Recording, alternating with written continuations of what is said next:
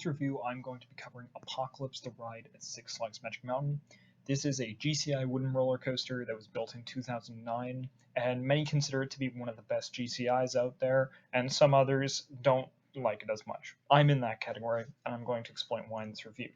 So, I'm going to tell you your Millennium Flyer trains. Millennium Flyers are awesome trains, great for wooden roller coasters, and away we go. So, head out of the station, head up your lift hill, and when you get to the top of the lift hill, you do a dip, you turn, and then you just go down the first drop through the structure.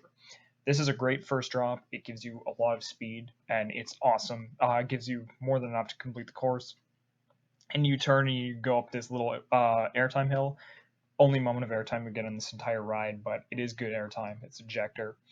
And then you head into a big turnaround. This turnaround is fun, allows you to feel the speed, and you go pretty high up there. And then you do a double down on the way out of the turnaround. Now you don't get any airtime when you're coming down this, so that element is kind of a disappointment. And then you go through a turn, and there's a fire effect here that sometimes works and sometimes doesn't. So hopefully it's working on your ride on Apocalypse. And you go up, you do a turnaround in the tunnel, and drop down. You go through a couple of really aggressive turns that just throw you from side to side. Then you go in the station fly through. This is just straight track when you're on the ride, so it's like nothing really great. When you're in the station, it's cool to see the train just fly through at maximum speed. It's awesome. And you dip out of that, go through like a twisty airtime hill, and then do a big turn, and then head up, and then do another turn into the brakes. Apocalypse is definitely fun. Well, I don't understand why people consider this to be one of the best GCIs. From what I've seen, I still do like it. My two major complaints with Apocalypse is that it's a very short ride, like you get off of it and you're like, oh, that was it.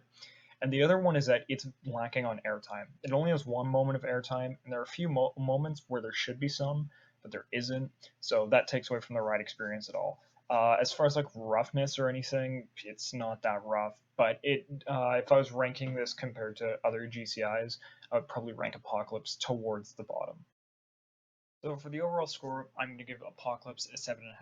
This is a good roller coaster that has a lot going for it. It's very fast, it has some aggressive moments of lateral Gs, and it's a pretty intense ride, but the length and the lack of airtime do hold it back a little bit.